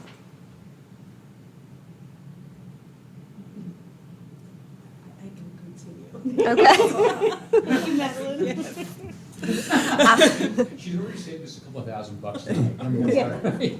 And now she's gonna take on this one. Let me help you with it, because I'm also, so the Westchester Putnam School Board Association, I'm happy to continue because I also joined their board of directors, and I've been going to their advocacy meetings, and there might be, what I'm learning is there's more of a link between the two. So maybe I could just go to those meetings, let you know what I've done, and that'll knock it out that way. So hopefully we can share that a little, because I think those two organizations are really overlapping in a lot of ways, and maybe it doesn't need to be as much. So. I don't know anything about it, but I can do audit, because I feel like I'm not Oh, doing no, a I whole really lot like of the- work, I was and actually- you've got a lot on your plate. Though, So I can pick something up if anybody needs it. I don't really belong on audit, but I can figure it out. it's okay. But I'll I'm give just you trying to- O'Neill if you want O'Neill, because I'm that's not up taking next. O'Neill, but thanks. I had O'Neill, they fired me. Oh, that's right, that's right. I didn't show up. I didn't do a very good job. I'm sorry, O'Neill. If anyone wants to be, I appreciate that, but I actually really do enjoy the audit I know. committee. I'm sorry. I'm not gonna take away your fun. Thank you. But the O'Neill, if anybody wants to be the liaison, that is one thing I did not have time for last year in a meaningful way. So we can either leave it open, and if somebody decides they want to step into that, that's great. I'm not sure at this point what that relationship needs to look like. Attending their, I believe they're still virtual. We have a group meeting I was invited to go to some of their board meetings, but they never really got back together in person, so. We can hold on that one too, unless anyone thinks about it and decides that's something they're really excited about. I know, I won't ask Do we you. want to put this at the next meeting for a final decision, or? I'll let you know on that. Okay. And then for NYSSBA, are we? Keeping Madeline a name, and then I will help, I'll help And then are her. we designating a voting delegate, because that's gonna be rolling around, they're gonna start sending Was that out very the- time-consuming the for you? That was exciting, actually. Okay. Yes. It would take the And we excitement. have one item on it that we need to get on the books. That's right. It's interesting, I've been hearing that, we'll circle back to that, I want to keep us here all night. And then Kent has volunteered to be our Haldane liaison. Thank you, Kent. Okay, so that's our committee assignments. It looks exactly the same as last year. I was under the impression that we had given birth to an environmental committee that I was going to chair. So one of the things is we were looking at that, that's another one like the communications, I want to wait on a little bit and see if, let Rachel Arbor settle in, see what work she needs, how we can support it. I'm nervous, and we can talk about it more too, now that we have everybody back. Do we want to take our teachers' time out and keep them in committee meetings, or keep them, because it does take time on them too, and they're the people implementing it. But we can definitely, if the board consensus is we want that committee, we can definitely put that charge in and set it up. And I know you were excited about it, but I don't want to give too much work for the board. Well, I think that one of a very cool report that committee can do is the before and after of the building, right? Now that it has these new, more efficient systems, how much more are we really saving and looking at what it was before? We have no steam. So the building is I guess it's moving in the right direction when it comes to sustainability. And there's a lot going on also with the program and sustainability. So just awareness of what we're doing. Not that it's our place to say, but that might actually be a really interesting project for a group of middle school science students to work on, Yes. to investigate, rather than us.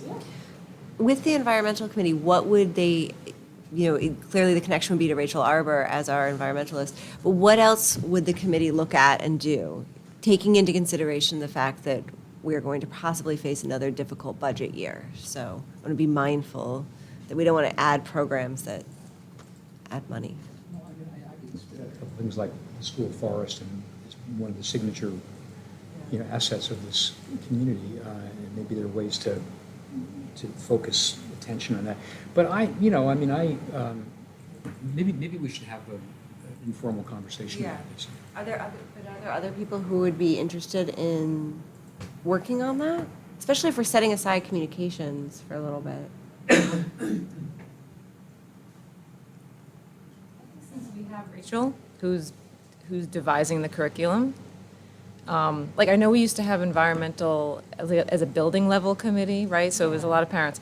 And I thought it was relevant because it was like a community-led thing almost, in a sense that we wanted there to be more environmental focus. And now that the district has responded with hiring an environmental educator, I mean, she's handling it all in a sense. Yeah, I think that what gave rise to it, I saw that there are a lot of things happening around the country on environmental education. And I thought that the value added would be to have somebody keep in touch with what's happening elsewhere and bring it to the attention of the administration, Rachel, whatever. But she may already be doing that. So, I mean, it may not be necessary. We set up a meeting with Rachel to figure out sort of what help we could, I don't want to put her in a position where we're hindering her and her efforts, especially as, okay. Thank you. Reminding me of that.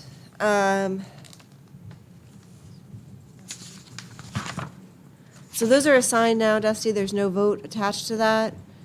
And we've done the NYSSBA and the Westchester Putnam School Board Association, we've done that one. I'm skipping through like G and H, and now I'm going down to I, right? Yeah, I feel pretty good about that. Discussion and adoption of the 2022-2023 Board Operational Guidelines. Be it resolved that the Board of Education of the Garrison Union Free School District hereby adopts the Board Operational Guidelines for the 2022-2023 school year as presented. The guidelines have not changed. We do our best to follow them. If anybody has any concerns or questions? Nope. All right. All in favor, please say aye. Nays? Oh, sorry. I got to read the whole thing.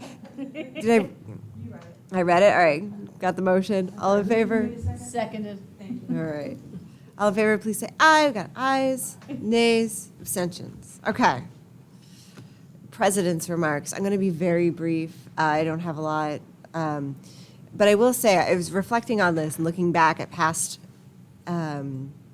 school years when we were at this point. And between, 2 years ago, we were looking at whether we could reopen with COVID. Last year was COVID and the construction project. This year, we're finishing up the construction project. So I want to say a big thank you to our administrators who worked all summer to make sure we could open. It was a lot of work. I know it fell to Carl, Joe, and Allison to really keep everything going so that we're in a place where we can hopefully move towards what many consider a more normal school year. I would also, though, ask that the public and our community and our parents are still patient with our administrators and our teachers as we open again. We've asked for patience a lot in the past couple of years, but I think it's a good reminder that, as schedules are releasing and as we're all returning to back to school, to follow the proper chain of command with questions and concerns, and also still be mindful that we're coming out of the construction project. And that whereas other districts didn't have that on their plate, ours really took a bigger project on this summer again. So just maybe making an annual call for patience as we start the new school year with all of our staff here. So that's all I've got. Carl? Okay. So following up on Sarah's comment about a more normal school year, most of you probably are aware that the CDC did issue guidance for school districts. 2 days ago, the New York State Department of Health and the New York State Department of Education basically issued their endorsement of schools following the CDC guidelines. Some highlights basically are eliminating the test-to-stay policy that we used in the past with COVID, removal of potting or cohorting students that is no longer necessary, and also the quarantining, a lot of those guidelines around quarantining. The shift really is to personal responsibility. We're also pleased to know that from the Department of Health, we are getting monthly shipments of testing, of rapid test. We did go through all of those that we received last year, and we received hundreds.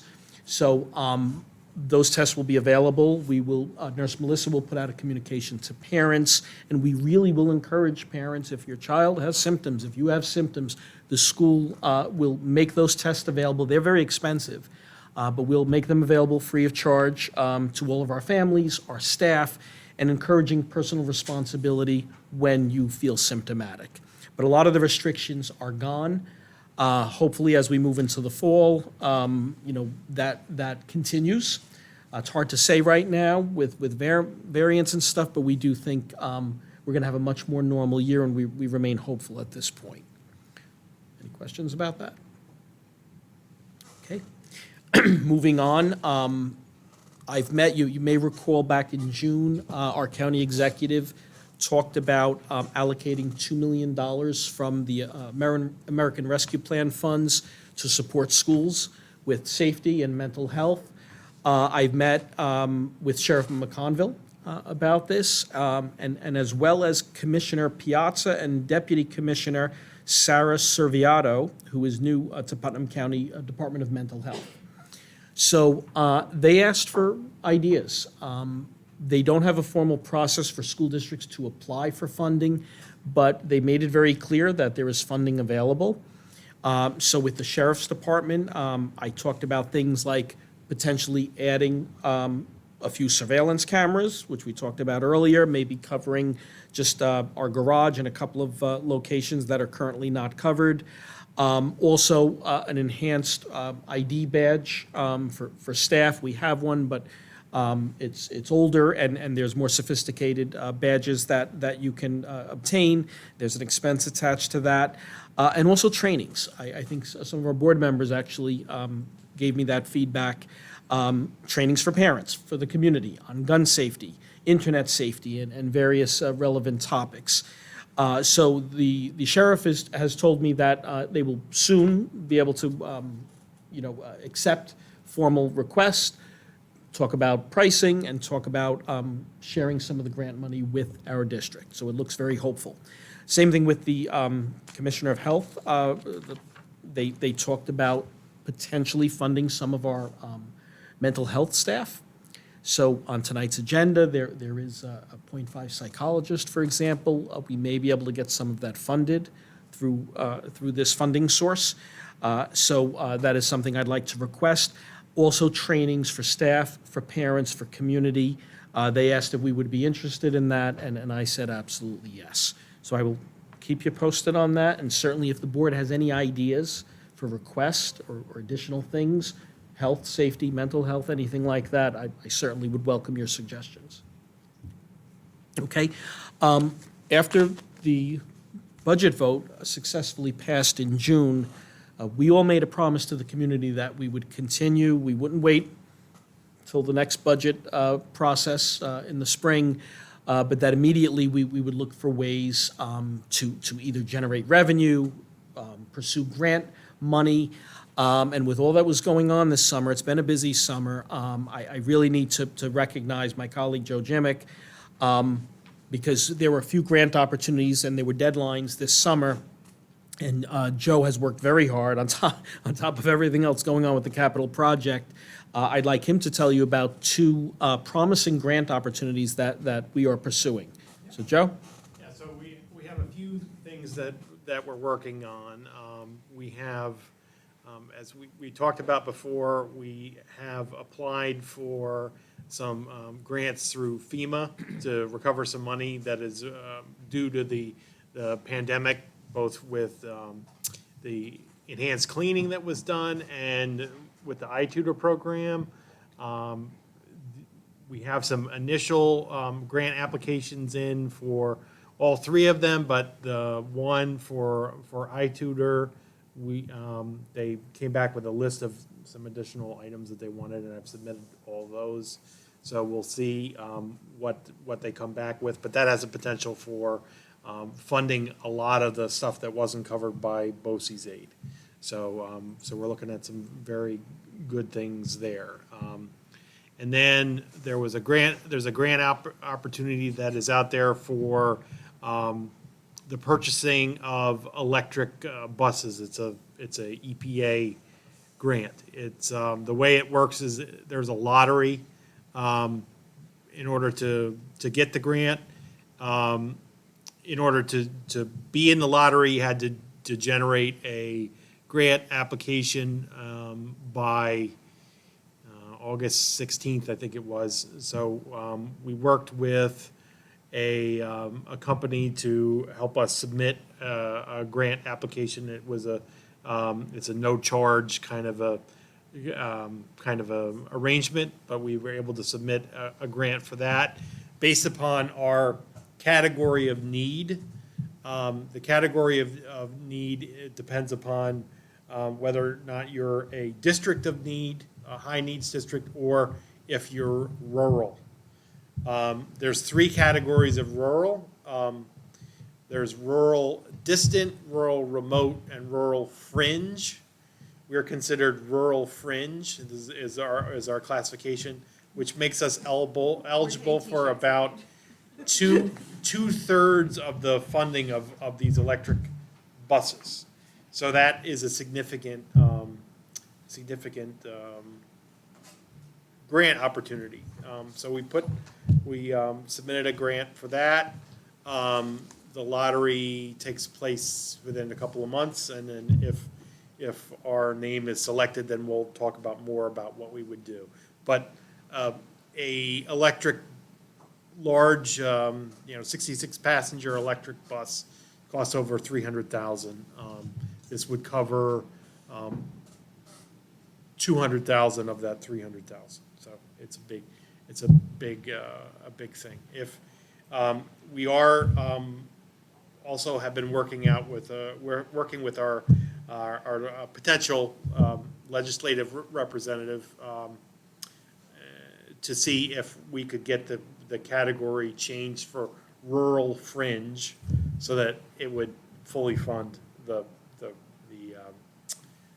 grant. So that's what we're working on. So we're hopeful. There's 500 million in total, and my understanding is that each year going forward, I think for the next 3 or 5 years, Another 500 million every year. Yeah, so it's 500 million a year, and then this is a nationwide grant, so I'm sure many schools are pursuing it, but we'll have an answer, they said, by sometime in October.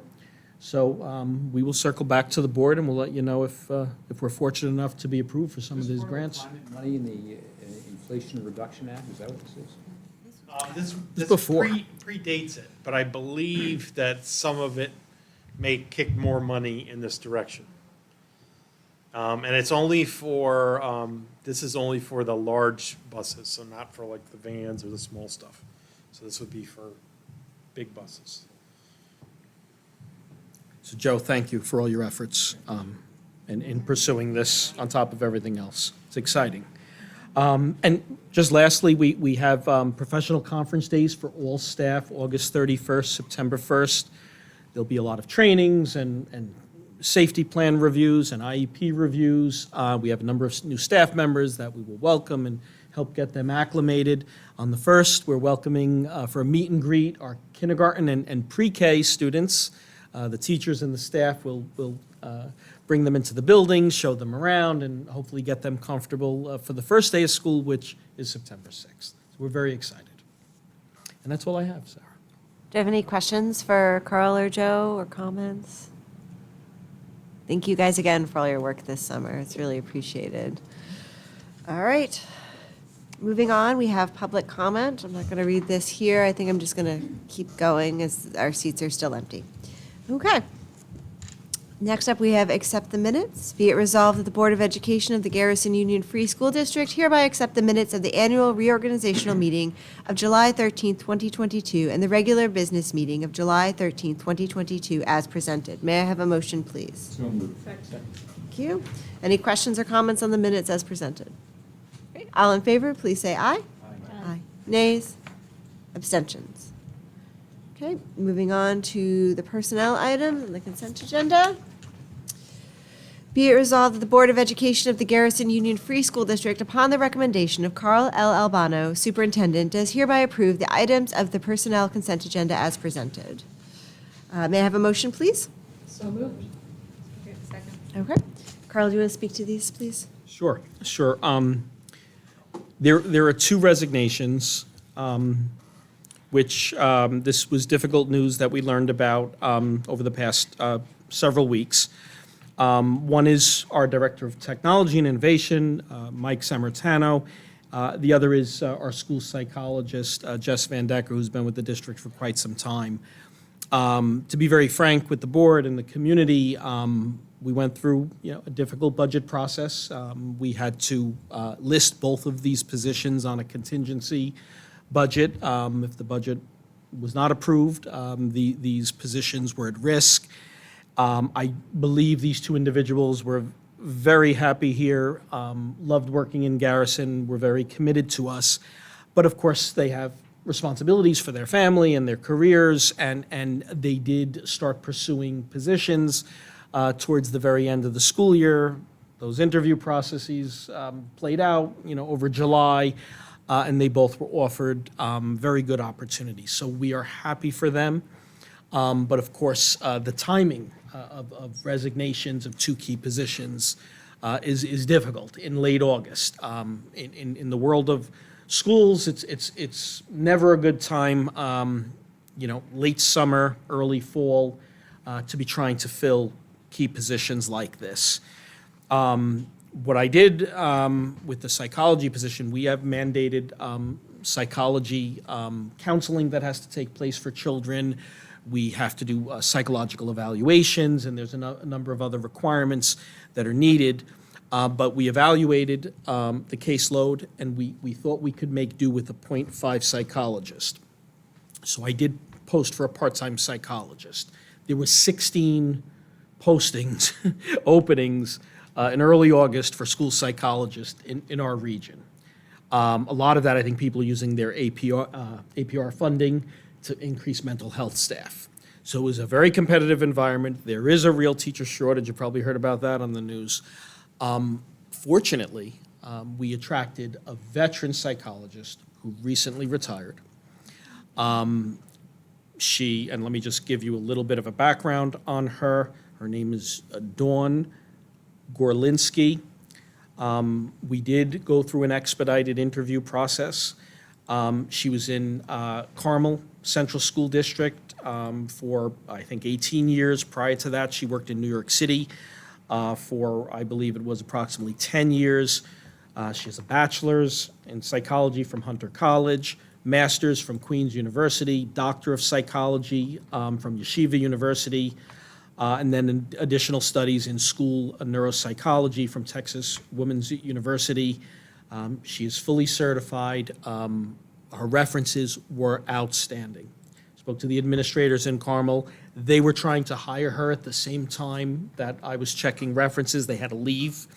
But we had told her a bit about the assignment here, and she got very enthusiastic and agreed to come on board with us. So this, by the way, is a one-year assignment. It's a part-time assignment, but it does fulfill our needs. I apologize to the board. I did put this on earlier today. I always like to give you time to review an important personnel recommendation, but things happened so quickly. The resignation was in mid-August, and the market out there is really challenging. So I didn't want to wait any further, and we do a lot of work settling them in the 2 opening conference days. So that recommendation is there for the board. With regards to Mike Sammartano's position, I would like to wait. And I did give the board some information on this. I think it's a difficult time to try to look for a replacement. We'd like to increase our tech company, Edutech, that provides IT support.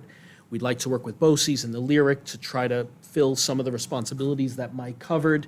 It's not going to be ideal, but we do think Joe and I and Allison have been working to try to make sure everything is covered. All students, the basic things, students have their Chromebooks, all of our software has been rolled over, Parent Square is functional. Mike worked hard over the summer, right up until a few days ago, to make sure we were ready for the opening, and I do believe from a technology communications perspective, we'll be ready. Can you explain a little bit about, the Lyric is the group, would be the group that would handle our sensitive data and making sure that we are 2D compliant, correct? Yes. And that would be done through potentially a BOCES service. Okay, so that, and at a cost. So, there would be some savings with both of these positions with what we are recommending to get through this school year. It's something that, again, we're going to need to just analyze and make sure we monitor very carefully to make sure this is effective in meeting our needs. There are some substitutes here. They're per diem.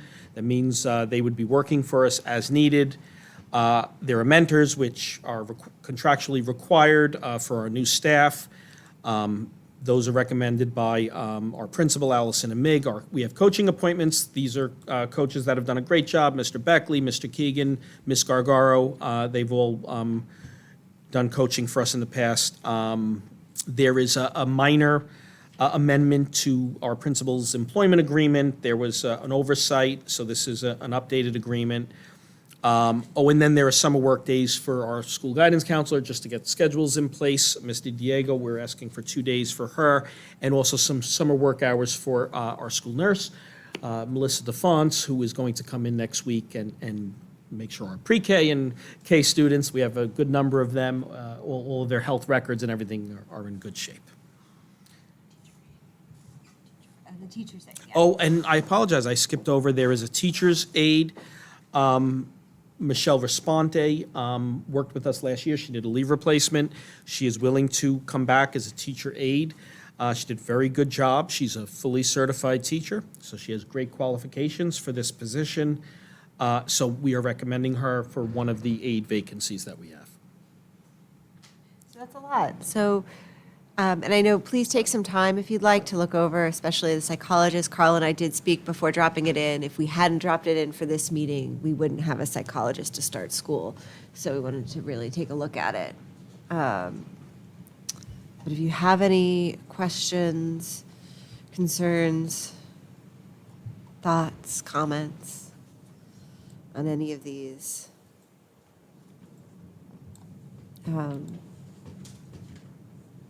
I will thank Carl and Allison for expediting the psychologist search and also differentiating us from the field by making it a part-time, because I know it's competitive out there. Madeline? I just have to say that although we wish Ms. Van Decker the best on her new job, it is sad to see her go. She's been with the district for a very, very long time. She got to meet a lot of the families, and we heard also some of them come and speak on her behalf last year. So it's really sad to see her go. We wish her well.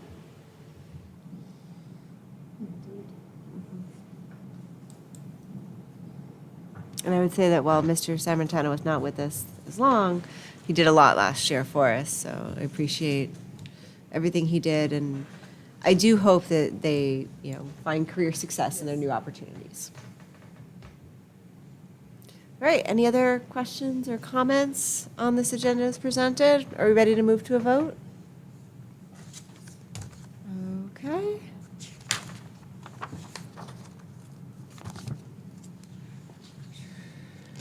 All right. All in favor, please say aye. Aye. Nays? Abstentions? Okay.